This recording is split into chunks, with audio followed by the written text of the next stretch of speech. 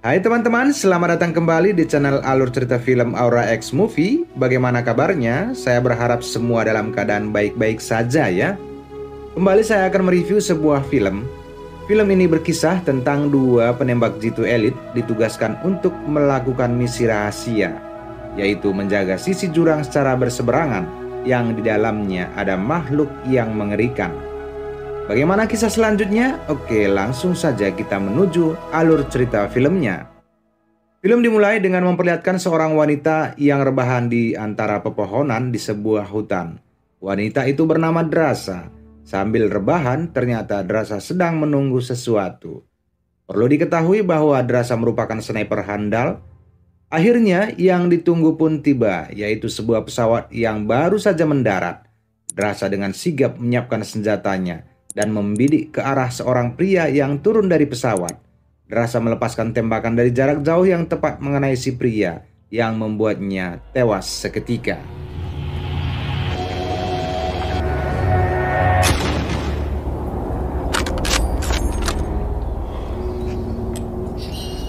Sementara itu di tempat lain, seorang pria bernama Levi tersentak bangun dari mimpi buruk dan memutuskan untuk pergi ke sebuah pantai untuk menenangkan pikirannya hingga matahari terbit. Kemudian dia mendapat sebuah pesan menyuruhnya segera hadir di pangkalan marinir. Singkat waktu, Levi pun tiba dan bertemu seorang wanita bernama Bartolomeo yang memimpin dan memeriksa laporan yang mencantumkan beberapa penembak jitu yang telah menyelesaikan misi dengan 113 pembunuhan. Dan dia juga mengetahui bahwa Levi masih mengambil pekerjaan sesekali untuk marinir, tetapi dia tidak memiliki kontrak resmi sejak seorang psikolog mengingatkannya bahwa dia tidak layak untuk misi tertentu. Selain itu, Bartolomeo juga mengetahui bahwa tidak ada seorang pun yang perhatian dengan kehidupan Levi. Kalau dia hilang, tidak akan ada yang mencarinya. Levi sendiri tidak mengkonsumsi zat atau obat apapun karena itu bisa menyebabkan bidikannya tidak akurat. Levi juga mengaku kepada Bartolomeo bahwa dia membutuhkan 100 ml minuman penghangat untuk bisa membuatnya tidur setiap malam. Kemudian wanita itu memberi sebuah misi rahasia untuk Levi di sebuah tempat aneh di hutan di Lituania. Kita kembali ke Drasa, di mana dia menemukan ayahnya yang duduk di dekat kuburan ibunya. Dia kemudian meletakkan bunga di makam ibunya. Setelah sekian lama berpisah, akhirnya mereka bertemu, tetapi misi yang baru saja dijalankannya sedikit membebani dirinya. Dan untuk menenangkan hatinya, Drasa menyerahkan selongsong peluru bekas tembakannya kepada sang ayah. Ayahnya mencoba menghiburnya dengan mengatakan bahwa dunia ini selalu busuk. Ayahnya lalu menawarkan Drasa untuk tinggal dengannya untuk sementara waktu. Namun karena ada misi baru, dia harus berangkat keesokan harinya untuk menjalankan misi rahasia yang akan berlangsung selama lebih dari setahun. Sebelum mengucapkan selamat tinggal, Drasa bertanya tentang kesehatan ayahnya. Ayah Drasa telah lama menderita kanker. Ayahnya melihat kematian sebagai kebebasan. Hidup lebih lama terasa menyakitkan baginya. Untuk itu dia tidak ingin hidup lebih lama dan memberitahu hal itu kepada Drasa. Bahwa dia telah memutuskan pada tanggal 14 Februari dia akan pergi dengan caranya sendiri untuk bersatu kembali dengan ibunya Drasa di kehidupan lain. Drasa tidak setuju dengan rencana ayahnya, namun dia tidak bisa berbuat apapun karena si ayah memintanya agar tidak menghalangi niatnya. Sementara Levi bangun di dalam kabin pesawat dalam keadaan pusing karena sebelumnya dia dibius. Seorang tentara memintanya untuk memindai sidik jarinya dan memasukkan barang-barangnya ke dalam kotak. Karena dalam 3 menit mereka akan memasuki area terlarang. Dan tentara itu tidak boleh memberitahu di mana mereka berada. Dan Levi akan berjalan kaki sejauh 38 km ke utara ke titik lokasi yang telah ditentukan. Levi lalu terjun keluar pesawat menggunakan parasutnya dan mendarat dengan selamat.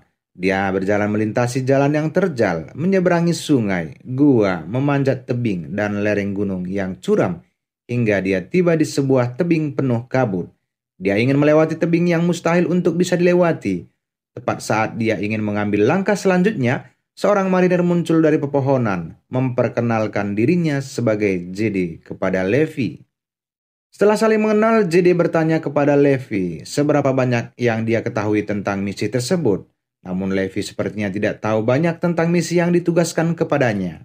Jadi sendiri telah ditempatkan di dalam misi selama setahun, dan sama seperti Levi, dia juga tidak tahu tentang keberadaan mereka. Yang dia punya hanyalah peta topografi, dan dia mengungkapkan bahwa Levi adalah orang yang pertama yang dia lihat selama setahun ini. Sekarang dia telah selesai dengan misinya dan memberitahu tempat tinggal bagi Levi, sebuah menara di bagian barat dengan struktur yang dilengkapi dengan semua peralatan yang dibutuhkan untuk bertahan hidup. Levi kemudian mengarahkan pandangannya ke menara lain yang jauh di seberang tebing. Dia penasaran dan bertanya tentang menara itu. Levi lalu mendapat penjelasan dari JD bahwa jauh di seberang adalah menara timur yang sama sekali tidak dapat diakses karena ranjau dan penghalang di utara dan selatan. Mereka juga dilarang berkomunikasi dengan penjaga menara yang ada di seberang. Tugas Levi adalah mengawasi tepi tebing dari menara setinggi 600 meter. Memeriksa penghalang dan menjaga tempat itu agar tetap tersembunyi dari satelit mata-mata dan Google Map. Tempat itu dilengkapi sebuah bunker dengan persenjataan lengkap dan setiap 30 hari dia harus menyerahkan laporan ke orang yang berwenang tentang misinya. Tidak ada alat komunikasi selain radio. Selain itu, jadi juga memberitahu Levi tentang sirene tua di puncak menara. Jika dia mendengar suara sirene, sebaiknya dia lari. Tidak ada yang tahu apa yang memicu protokol berbunyi. Itu pertanda bahaya yang akan segera terjadi. Menara-menara tua itu diklasifikasikan untuk menjaga kerahasiaan wilayah tersebut. Kerjasama antara beberapa negara mengirim 2 prajurit setiap tahun. Satu untuk berpatroli di sisi barat dan satunya lagi di sisi bagian timur. Setelah semua informasi didapatkan Levi dari JD, dia masih tidak mengerti tentang misinya. Saat itulah JD menjelaskan bahwa dia tidak ditugaskan untuk menghentikan sesuatu yang masuk ke tempat itu. Melainkan tugasnya adalah memastikan apapun yang ada di dalam jurang tidak pernah keluar melalui tebing. JD melemparkan sebuah benda ke atas balkon sambil menunjukkan tempat-tempat pengawasan utama. Tiba-tiba sebuah ledakan bergema dari kedalaman jurang, diikuti oleh jeritan yang aneh. Tidak ada yang tahu mengapa mereka berada di dalam jurang. Namun JD menambahkan di tahun 1940-an, 3 batalion tentara dikirim untuk membersihkan jurang. Sebanyak 2.400 orang menunggang kuda masuk ke dalam jurang. Dan tak ada satupun yang kembali dari jurang misterius tersebut. Sejak saat itu, satu-satunya cara yang dilakukan adalah mengawasi dan menjaga tebing agar makhluk yang di dalam jurang tidak keluar. Di sisi lain, JD yakin misi mereka adalah menjaga gerbang neraka. Keesokan harinya JD mengucapkan selamat tinggal kepada Levi, di mana Levi mulai mengambil alih semua tanggung jawab JD untuk menggantikannya mengawasi tebing sepanjang hari. Hari pertama berlalu tanpa ada kejadian aneh untuk Levi. Kesepian adalah teman baginya dan itu tidak banyak berubah. Dia selalu menjalankan kehidupannya menyendiri. Sementara itu JD bersiap pulang yang dijemput oleh sebuah helikopter. Namun setelah mengkonfirmasi identitasnya, dia malah ditembak di bawah perintah Bartolomeo dan dijatuhkan di hutan. Beberapa minggu kemudian, pada bulan Oktober, Levi menetapkan rutinitasnya, mengaktifkan satelit yang berpatroli di parameter dan memeriksa menara. Ketika dia menyerahkan laporan pertamanya, namun orang yang berada di ujung radio malah mengabaikan permintaannya untuk informasi selanjutnya. Kemudian, Levi meraih buku di perpustakaan dan menemukan kata-kata terukir di dinding di belakang rak. Dia memindahkan rak ke samping dan menemukan banyak catatan yang ditinggalkan oleh tentara yang ditempatkan di sana sejak tahun 1947. Suatu hari, sebuah suara dari menara timur menarik perhatian Levi. Dia segera memantau sisi lain menara dengan menggunakan teropong. Dia melihat seorang wanita yang sedang menggunakan gergaji mesin untuk memotong kayu. Wanita itu tak lain dan tak bukan adalah Drasa. Drasa sendiri punya firasat bahwa orang dari menara barat sedang memantaunya. Di tengah malam, Levi terbangun karena mimpi buruk dan tanpa sengaja menjatuhkan gelas hingga pecah. Dia dengan sigap meraih senapan. Kilatan petir tiba-tiba membuatnya tertegun. Ditambah lagi reaksinya segera mengawasi sekitar dan secara tidak sengaja malah menginjak pecahan gelas. Hal itu tentu saja melukai kakinya. Setelah memberikan perawatan terhadap luka di kaki, Levi kembali memantau dengan teropong ke arah menara timur dan melihat Drasa yang mulai mengantuk dan pergi ke tempat tidur. Keesokan harinya, tepat di bulan November, Drasa merayakan ulang tahunnya sendirian. Didorong oleh rasa kesepian dan rasa ingin tahunya, dia memutuskan untuk mencari tahu apa yang terjadi di Menara Barat. Dia melihat Levi sedang duduk dan membaca sebuah novel zombie dengan serius. Drasa kemudian melepaskan tembakan untuk mendapatkan perhatian Levi dan menanyakan namanya melalui sebuah catatan. Walaupun Levi mengingatkan bahwa mereka tidak seharusnya berkomunikasi, namun Drasa tidak peduli dan mengabaikan larangan itu, lalu memberitahu Levi bahwa itu hari ulang tahunnya dan dia akan melakukan apapun yang dia inginkan. Levi mengalah dan mereka mulai berkenalan melalui tulisan di kertas, kemudian mengajak Drasa bersulang minum untuk merayakan ulang tahunnya. Drasa sangat gembira, kemudian menyalakan musik dan menantang Levi untuk berdansa. Namun Levi menolak dan mengatakan bahwa dia sangat buruk kalau berdansa, dia hanya mahir menembak. Levi tiba-tiba mengingat bahwa mereka seharusnya tidak berinteraksi. Dia memutuskan untuk pergi, tetapi sebelum itu Drasa melepaskan tembakan langsung mengenai cangkir minuman Levi. Hal itu menuntut Levi memberi respon dengan balas menembak botol minuman Drasa. Namun hal itu membuat Drasa terkekeh dan menantang Levi menembak botol minumannya yang berada di kepalanya. Akan tetapi Drasa melihat sesuatu terjadi di jurang dan memberi sinyal ke arah Levi untuk memantau ke jurang. Saat itulah mereka melihat makhluk aneh semacam zombie yang ditumbuhi rerumputan. Makhluk itu mencoba untuk naik ke permukaan. Tanpa ragu-ragu Levi membidik dan melepaskan tembakan yang mengenai beberapa dari makhluk itu. Hal itu juga memicu reaksi berantai dari ledakan ranjau yang ada di tebing. Drasa juga melepaskan tembakan ke arah makhluk yang menempel di bagian tembok di sebelah barat untuk mencegah makhluk itu menerobos keluar. Begitu ancaman di sisi barat dinetralkan, Drasa merasakan ada yang tidak beres di tebing di dekatnya. Tiba-tiba cakar makhluk aneh menempel di menara. Dia segera menembaki makhluk itu, sementara Levi mendengar ledakan dan menyadari dia dalam masalah. Lebih banyak makhluk aneh mencoba untuk memanjat. Dia bersiap untuk membantu Drasa, tetapi saat dia memicu ranjau untuk meledak, Drasa mengalami cedera ringan terkena serpihan dari ledakan.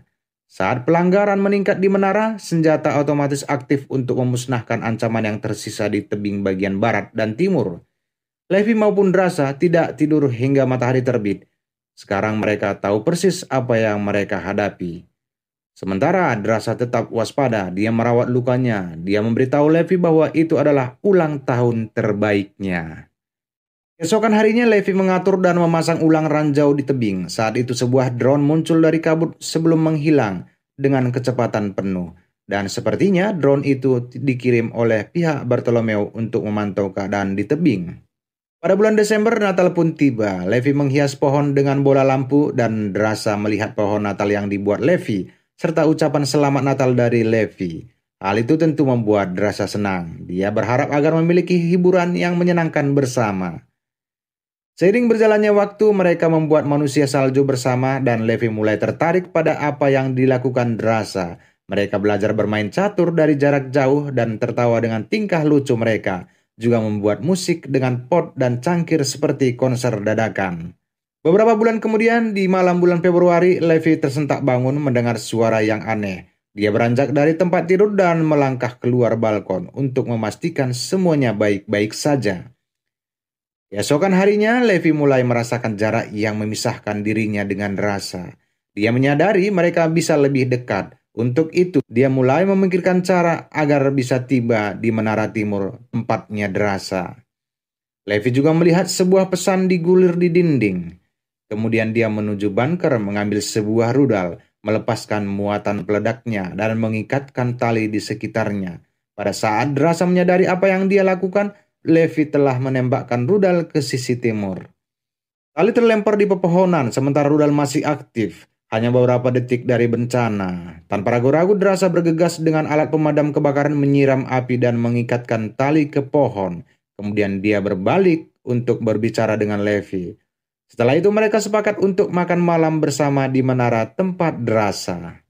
Levi bersiap dan mengambil beberapa bunga, kemudian mengencangkan kait pengamannya ke tali. Dengan dorongan kuat, dia meluncurkan dirinya, tetapi di tengah jalan dia terjebak. Hal itu memaksanya untuk menyeret tubuhnya ke sisi tebing.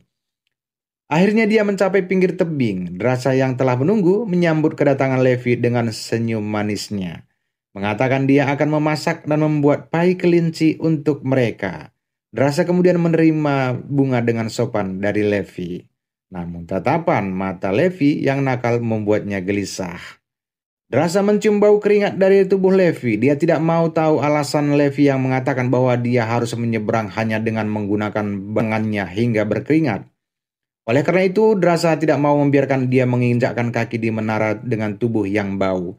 Untuk itu, dia meminta Levi membersihkan tubuhnya sedangkan dia akan mempersiapkan makan malam yang spesial untuk mereka. Drasa sempat menjahili Levi. Dia memindahkan pakaian dari kamar mandi menyebabkan Levi berlari tanpa pakaian untuk mengambil baju yang tergantung di pohon. Makan malam tiba, mereka menikmati momen kebersamaan yang indah. Mereka berbagi cerita dan pengalaman menembak yang mungkin saja tidak pernah dilakukan oleh pendahulu mereka. Saat makan malam, mereka berbicara tentang keberadaan mereka. Karena sebelumnya mereka berdua dibius di pesawat, tetapi Levi yakin mereka masih di belahan bumi utara. Dia meninggalkan Amerika pada musim gugur dan ketika mereka tiba musim tidak berubah. Obrolan mereka terus berlanjut tentang pengalaman menembak, di mana Levi mengungkapkan kepada Drasa bahwa dia adalah mantan marinir. Dia juga pernah menembak target sejauh 3.241 meter yang menempatkannya di antara 5 penembak jitu teratas di dunia. Saat itu juga, Drasa mengingat tembakan luar biasa yang pernah terjadi, yang menjadi berita utama di Yaman setahun sebelumnya. Dan mulai curiga itu mungkin Levi. Tetapi Levi berpura-pura bodoh mengklaim dia tidak tahu apa-apa tentang itu. Namun Drasa bercanda bahwa jika itu benar, dia akan berlutut kagum dengan bakat Levi. Hal itu membuat Levi tiba-tiba diam dan tenggelam dalam pikirannya. Setelah 6 bulan berada di jurang menjalankan misi, Levi mengakui pemandangan di tempat itu lumayan indah, tapi ada hal yang menghantuinya di malam hari, yaitu keraguan tentang sifat sejati makhluk aneh yang ada di jurang. Untuk menjawab rasa penasaran Levi, Drasa mengatakan bahwa ayahnya selalu mengatakan kepadanya bahwa terkadang ketidaktahuan adalah kelegaan karena terlalu banyak kebenaran dapat membawa rasa sakit ke hati dan kegilaan ke pikiran. Tetapi bagi Levi itu hanya berarti menyembunyikan kenyataan. Drasa sangat penasaran mengapa Levi memilih menjadi penembak jitu. Bukankah banyak pekerjaan yang bisa dilakukan di luar sana? Namun Levi pun menjelaskan bahwa ayahnya mengajarinya untuk berburu dan menghargai seni tembakan yang sempurna. Namun seiring berjalannya waktu, dia mulai bosan sebagai penembak jitu. Ditambah lagi kerusakan yang disebabkannya malah menjadi beban pikirannya. Berbeda dengan Drasa yang selalu memberitahu ayahnya tentang segala sesuatu untuk menenangkan hatinya. Setelah itu, Drasa memutar musik. Lantunan lagu yang terdengar merdu membuat Drasa ingin mengajak Levi berdansa. Chemistry mereka terlihat melampaui tarian. Dan di ujung dansa, perasaan mereka semakin meluap-luap dan tak lengkap rasanya kalau cinta mereka belum menyatu. Untuk itu, untuk menghangatkan malam di jurang mistis itu, mereka mulai membuat penyatuan tentang cinta. Pada tanggal 14 Februari di malam harinya, Drasa sedang berduka atas kematian ayahnya. Dia pun menceritakan bagaimana ayahnya mengakhiri hidupnya tepat di hari Valentin dan agar bisa bersama kembali dengan ibu Drasa yang telah lebih dulu tiada. Levi ingin agar Drasa tidak terlalu larut dalam kesedihan. Untuk itu dia mengatakan kepada Drasa apa yang dia lakukan untuk menghalau kesedihan itu, yaitu Levi akan membaca dan menulis puisi. Drasa menjadi penasaran dengan puisi yang dibuat oleh Levi. Dia lalu meminta Levi membacakan sebuah puisi, tetapi Levi menolak dengan mengatakan dia sudah menulis satu untuknya dan tidak ingin membaginya. Namun dia mengatakan judul puisi itu dibuatnya untuk Drasa. Hal itu tentu membuatnya terpesona. Esokan paginya mereka mengucapkan selamat tinggal dengan ciuman. Mereka bahagia bisa bersama walau hanya beberapa saat saja. Setelah itu Levi pergi dengan tali menuju ke menara barat. Akan tetapi beberapa makhluk aneh itu naik dan itu memicu ranjau yang di tebing meledak. Serpihan ledakan membuat tali yang menghubungkan kedua pangkalan terputus. Levi jatuh ke dalam jurang dan segera menarik parasutnya. Sementara Drasa yang melihat kejadian itu menjadi putus asa. Dia meraih parasut dan senjata lalu melompat ke jurang untuk mengejar Levi.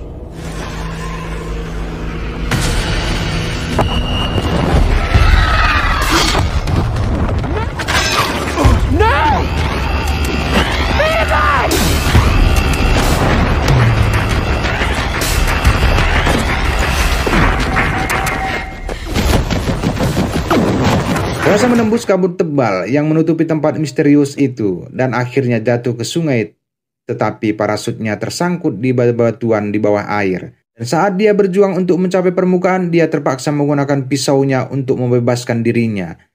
Namun arus menariknya dengan keras, membantingnya ke batu beberapa kali, sampai secara tidak sengaja dia menjatuhkan sebuah alat untuk kembali ke menara nantinya.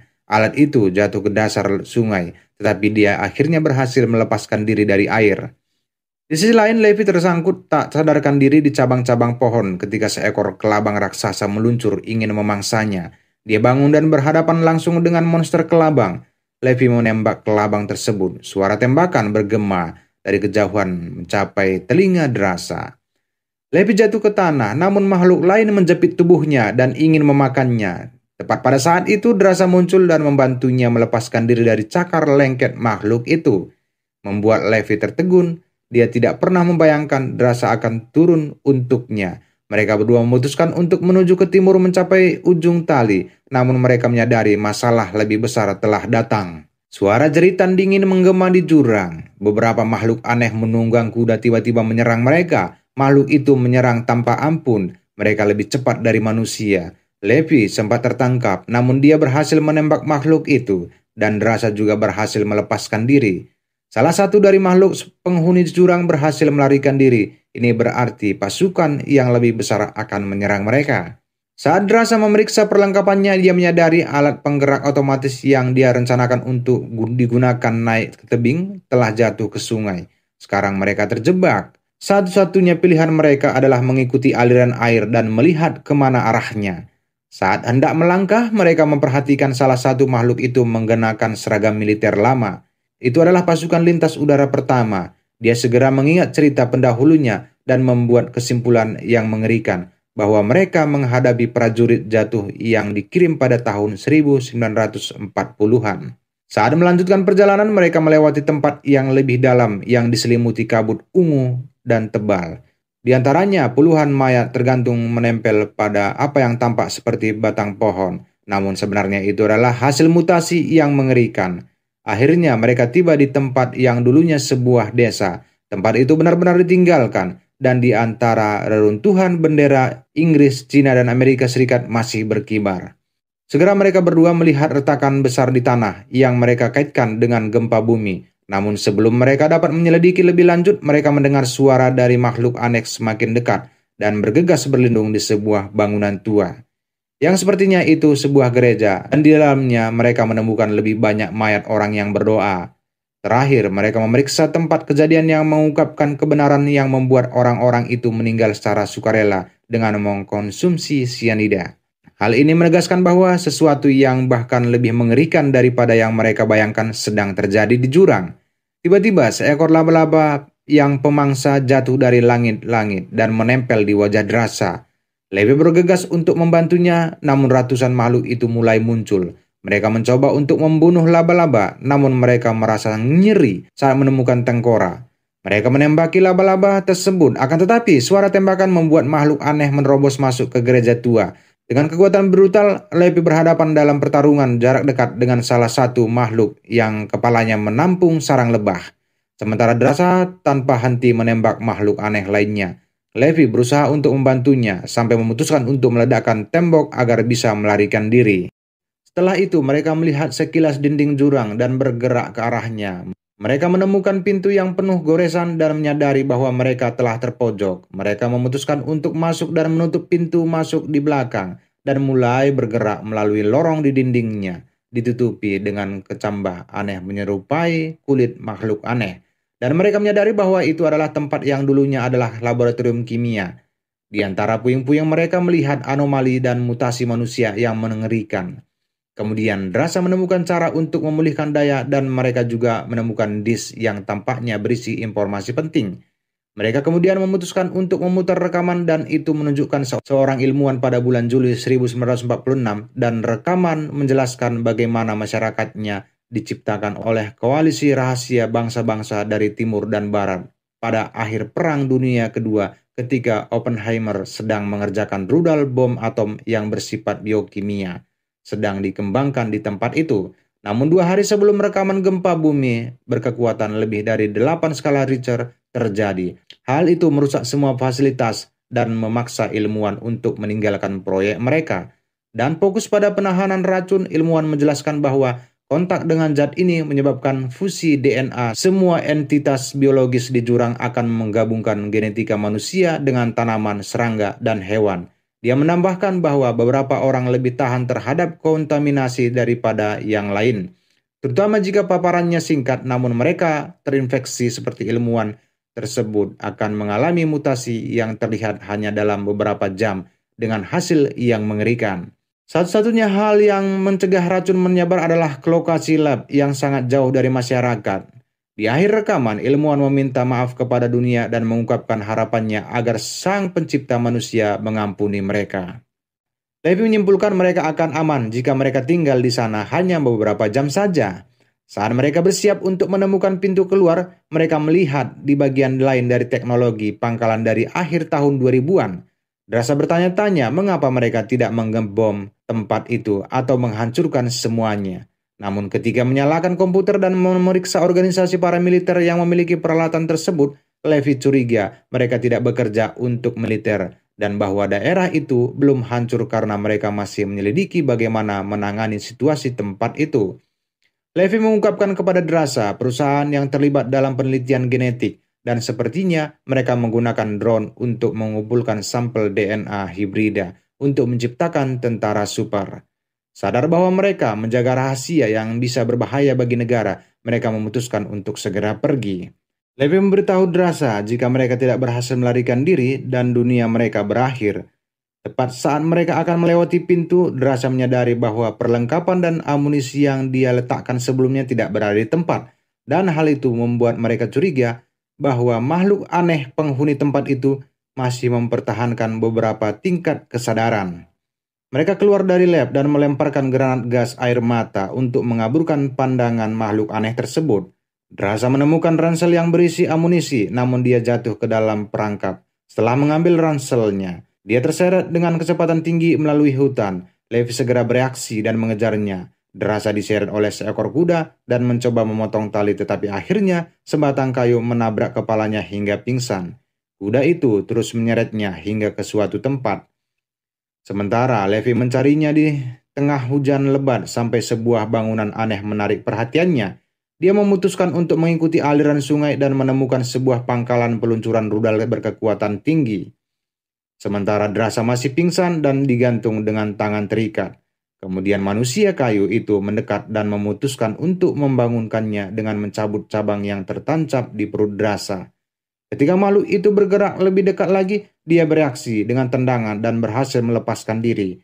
Drasa mulai bertarung dengan menusuk manusia kayu, namun setiap serangan yang dilancarkannya malah membuat lawannya tampaknya semakin ganas. Drasa terlibat dalam pertarungan brutal dengan si manusia kayu yang memainkan pedang, sementara Drasa mencoba mengalahkannya dengan api. Si manusia kayu tampak terbakar oleh Drasa, namun tetap saja dia memberikan perlawanan hingga akhirnya Levi muncul membunuh makhluk itu dengan menembaknya. Saat memeriksa, Levi melihat seragam dari makhluk yang dibunuhnya tertulis nama Bradford Shaw, seorang prajurit pertama Menara Barat. Kemudian dia menjelaskan kepada Drasa bahwa mereka berada di pabrik rudal kimia dan satu-satunya jalan keluar mereka adalah melalui poros peluncuran. Saat melangkah dan memasuki tempat lain, mereka menyimpulkan bahwa gempa bumi menyebabkan kebocoran pada rudal dan kabut yang mengelilingi mereka hanyalah awan kontaminasi. Mereka melintasi sebuah jembatan, namun makhluk aneh yang bermutasi menjadi akar ingin melilit mereka. Sontak saja keduanya memberi perlawanan dan Drasa melemparkan peledak ke arah gumpalan akar. Mereka berhasil meloloskan diri dari tempat itu.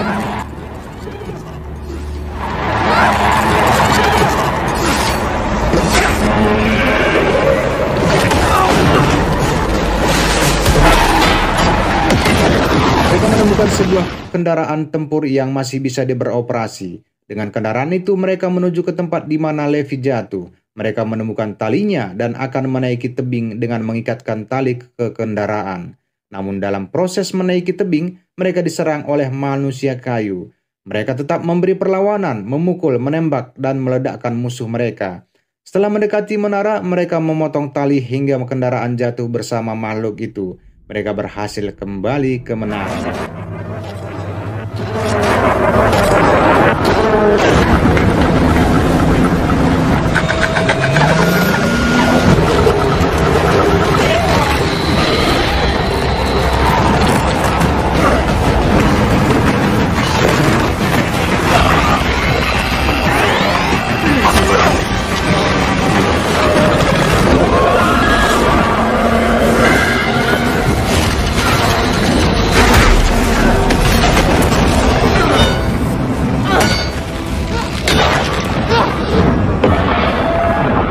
Setelah berhasil selamat, mereka mengobati luka di tubuh. Mereka khawatir kalau luka tidak sembuh, mereka akan bermutasi seperti makhluk aneh yang telah mereka bunuh. Dan dalam 5 hari mereka baik-baik saja, itu berarti mereka tidak bermutasi. Levi bersiap untuk kembali ke Menara Barat karena akan ada pemeriksaan radio esoknya.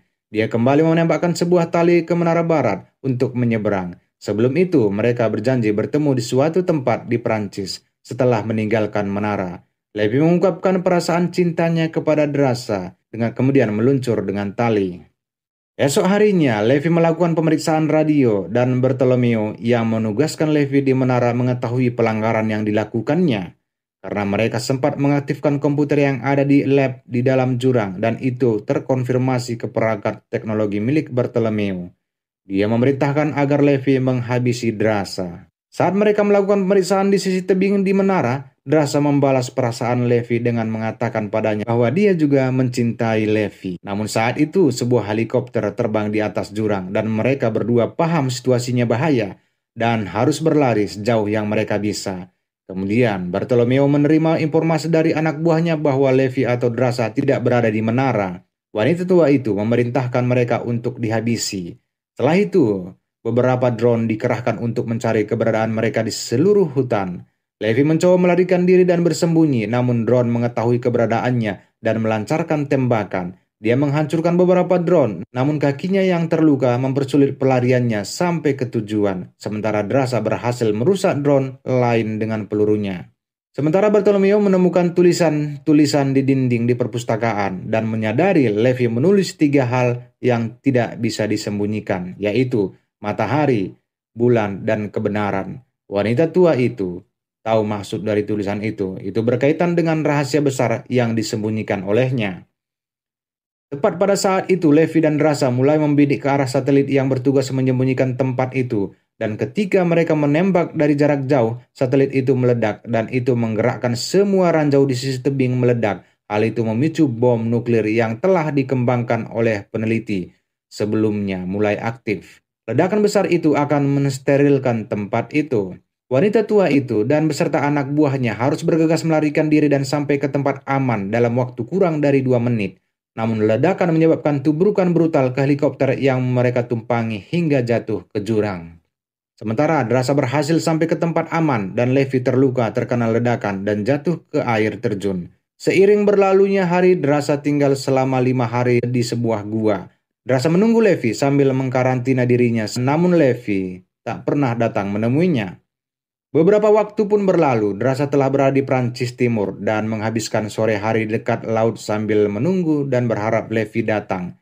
Namun karena Levi tak kunjung datang, Drasa membuka puisi yang ditulis Levi untuknya. Dia mulai membaca puisi tersebut dengan hati yang penuh rindu. Di bulan April, kita melihat Drasa bekerja sebagai pelayan di sebuah restoran. Saat melayani pengunjung, tanpa sengaja pandangan matanya menangkap sosok yang dia rindukan. Dan itu adalah Levi yang telah duduk santai di salah satu tempat di restoran tempat Drasa bekerja. Pandangan mata mereka kini beradu, diikuti senyum yang mengembang dari mereka berdua. Levi kemudian memesan pai kelinci kepada Drasa, namun Drasa menegurnya karena terlambat datang. Levi mengungkapkan kepada Drasa bahwa dia terluka karena ledakan ketika melarikan diri. Dengan iseng, Drasa bertanya tentang keterampilan Levi untuk bekerja, namun Levi mengatakan bahwa dia penembak jitu dan bisa mengenai target sejauh 3.900 meter.